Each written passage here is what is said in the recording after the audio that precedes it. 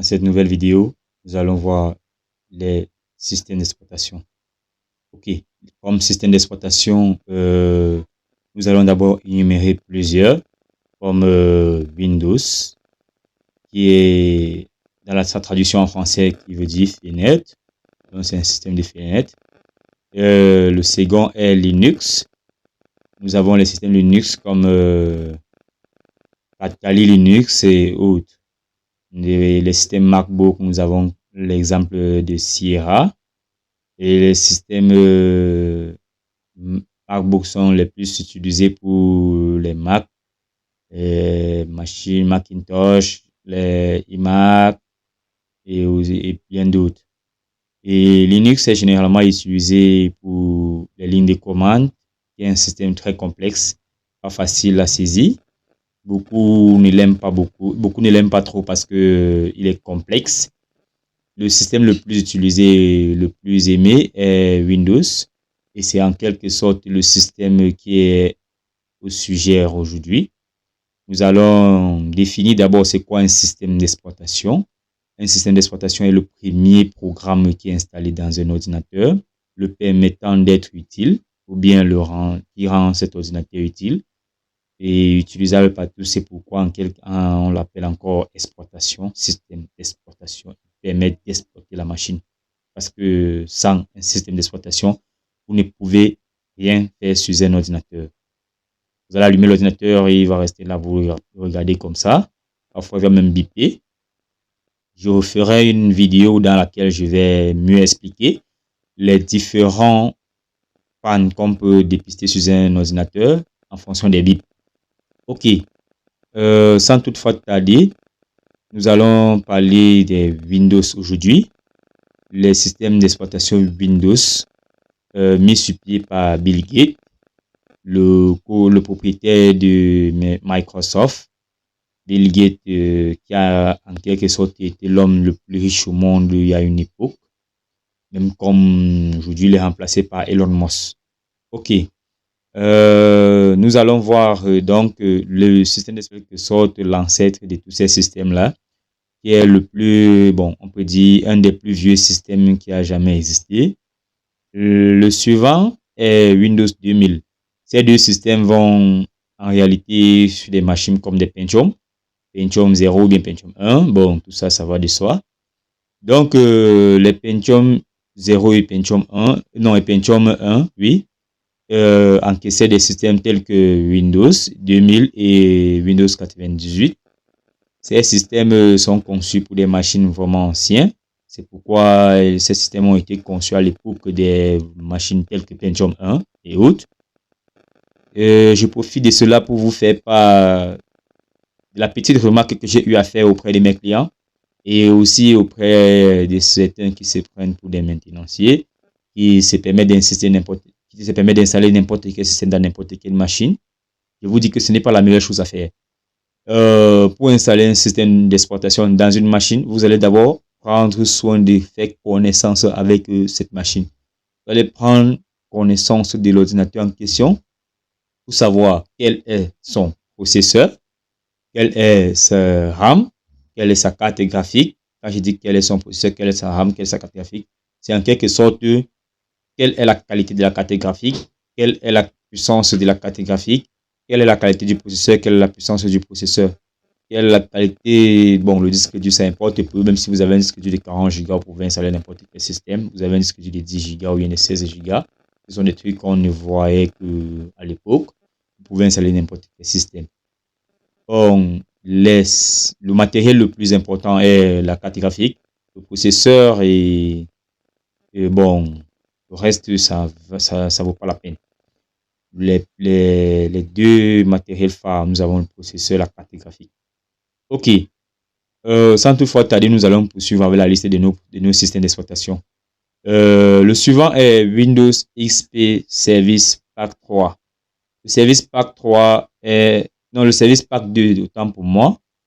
Et nous pouvons énumérer Windows 2002, Windows 2003, et bon, Windows 2004. Il y a quelques systèmes Service Pack 2 qui sont sortis en 2004.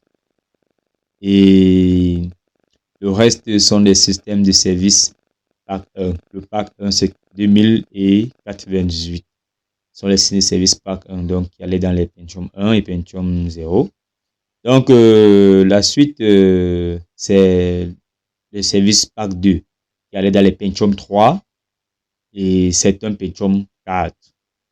Bon, les Pentium 4 ont fait les Pentium 4 ont directement apparu avec les systèmes de service pack 3 comme Windows 8, Windows Trust et bien d'autres.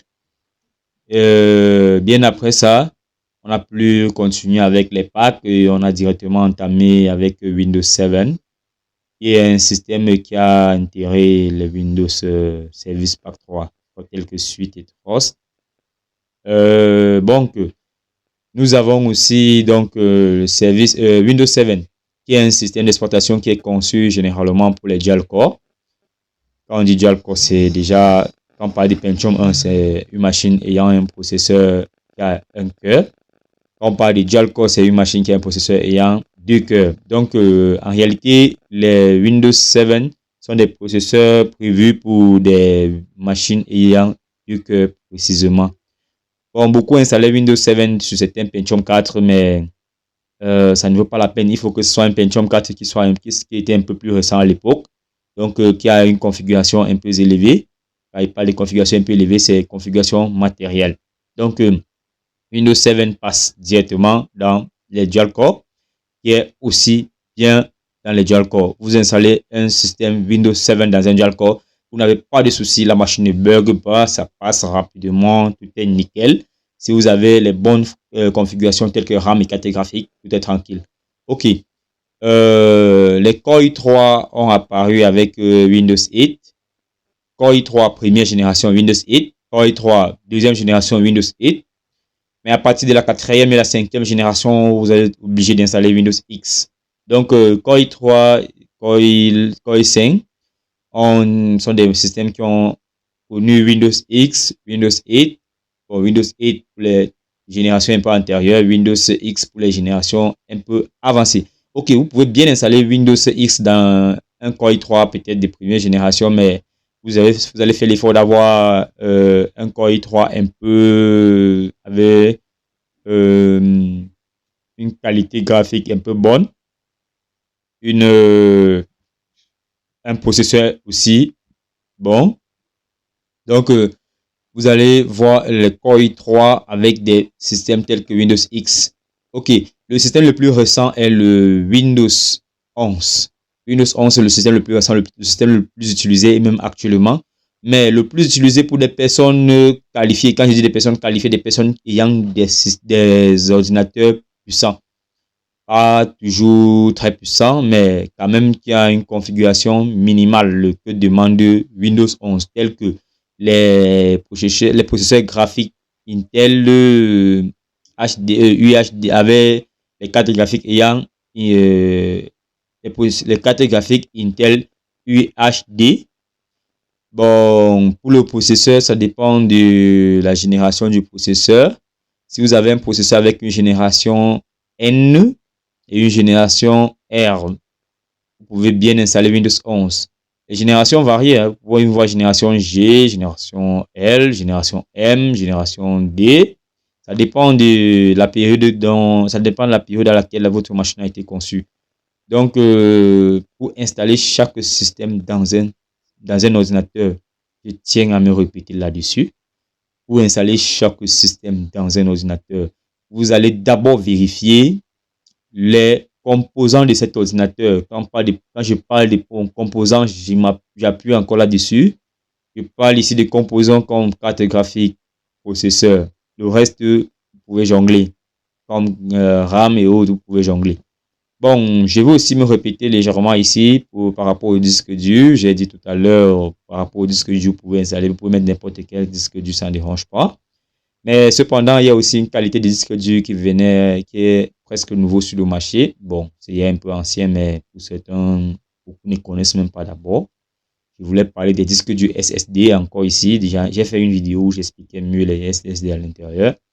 Donc, les disques durs SSD sont des disques durs ultra rapide. Donc, si vous avez même un ordinateur qui ne supporte pas votre système d'exploitation, si vous avez un ordinateur qui est un peu lent, qui bug un peu, vous pouvez changer votre disque dur HDD en un disque dur SSD. Le disque dur SSD est tout simplement plus rapide que les autres. Vous allez croire que vous allez changer, que vous avez changé une RAM dans votre ordinateur, mais c'est juste le disque dur que vous avez changé. C'est là qu'on comprend que même le disque dur peut jouer aussi à certains endroits. Et bon, pas forcément toujours le disque dur à sa place, mais quand on parle des caractéristiques d'une machine, on parle d'abord du RAM, on parle d'abord de RAM, de carte graphique, du processeur, et ensuite de la RAM. La carte graphique, c'est surtout pour les gamers, les gens qui sont fans des jeux vidéo comme moi. Je suis un adepte, j'aime bien les jeux vidéo. Je profite aussi de cette occasion pour signaler aux personnes qui achètent des machines sans toutefois réfléchir, sans toutefois se poser des questions. Quand il se lève un bon matin, il part juste au marché, il s'achète une machine. Il s'achète une machine sans toutefois vérifier à quoi va servir cette machine. Laissez-moi vous dire une chose. Ces concepteurs ne sont pas idiots, ils ne sont pas fous. Quand quelqu'un conçoit une machine, c'est pour un but bien précis. Il y a des gaming, il y a des machines simples, il y a des machines ordinaires. Les gaming sont tout simplement des machines qui sont dotées d'une carte graphique très puissante, d'un processeur aussi puissant, et aussi des RAM bien puissants. Bon, bref, tout est puissant. Parce que les machines avec lesquelles on joue des games, on les appelle des machines énergivores parce que beaucoup consomment beaucoup d'énergie puisqu'ils en travaillent aussi beaucoup. Quand vous mangez beaucoup, vous allez demander beaucoup d'énergie. Quand vous jouez beaucoup, vous allez demander beaucoup d'énergie. Donc, forcément, les gaming sont des machines très puissantes, mais qui demandent aussi beaucoup d'énergie. Surtout les AMD. Les processeurs tels que AMD sont des machines vraiment, quand vous voyez une machine ancienne AMD, sont des machines énergivores. Donc, la machine chauffe. D'abord, vous avez l'impression que vous avez mis votre ordinateur dans une marmite chauffante ou bien dans une marmite prêt à cuire. Votre machine chauffe quand vous avez une AMD qui n'est pas aussi récent. Et Intel est un peu flexible puisque avec lui, vous n'avez pas besoin de chercher un ventilateur ou bien un système de refroidissement pour refroidir votre machine constamment. Intel ne demande pas trop d'énergie et il n'est pas aussi trop énergivore comme AMD. Donc, quand vous avez un processeur Intel et une carte graphique Intel, vous n'aurez jamais de problème de carte graphique, de chauffage, si et seulement si votre système de refroidissement est déjà fait. Mais si votre système de refroidissement est déjà fait, vous êtes obligé de le changer. Et beaucoup ne le savent pas le plus souvent. Il y a des machines qui chauffent pas seulement parce que la machine a un AMD, une carte graphique AMD, mais aussi parce que le système de refroidissement peut être faible. Donc, ici, ne nous éloignons pas du but. Nous parlons ici des systèmes d'exploitation. Alors, donc, les systèmes d'exploitation, comme je l'ai dit tantôt, mettez chaque système d'exploitation dans une machine où est. Parce que ne prenez pas un système d'exploitation d'un dial que vous mettez dans un Core i5. Bon, d'un dial que vous mettez dans un Pentium 1. Et aussi, je voulais vous parler des systèmes d'exploitation à 32 bits et à 64 bits. 64 bits encore appelé x64 et 32 bits encore appelé x86. Les processeurs qui supportent les systèmes d'exploitation 32 bits sont aussi à part. Et les processeurs qui supportent les systèmes d'exploitation 64 bits sont à part. Donc, quand un concepteur conçoit son matériel, il prévoit tout. Il y a des processeurs qui supportent les deux systèmes, 32 bits ou bien 64 bits, ça ne dérange pas.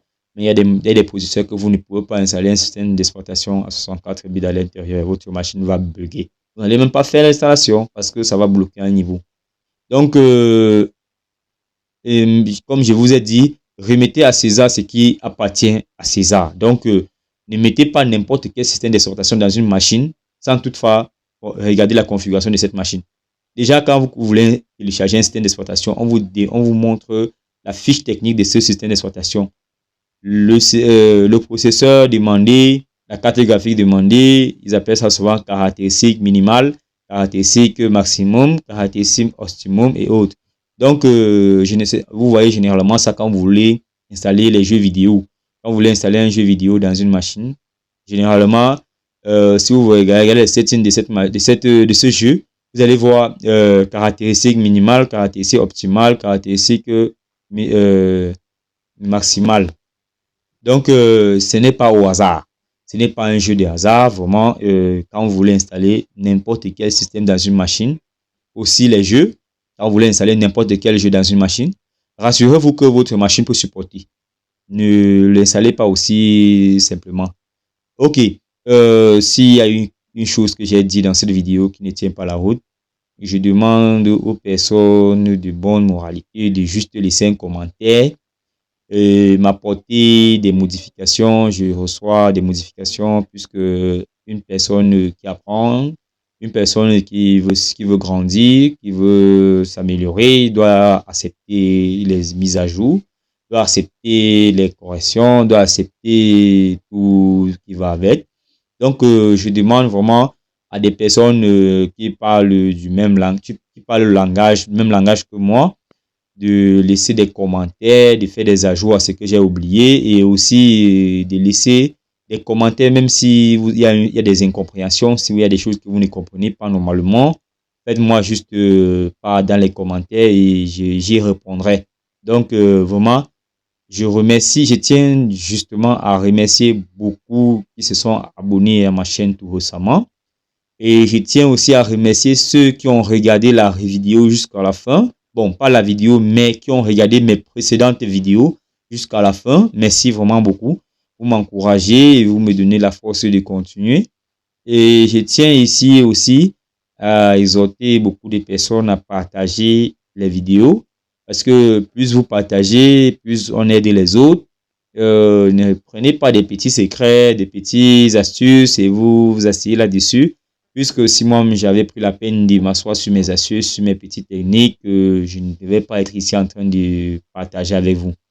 Donc, je fais cette vidéo généralement pour aider des personnes qui sont en difficulté, pour aider des personnes qui ne parviennent pas à gérer les problèmes des ordinateurs.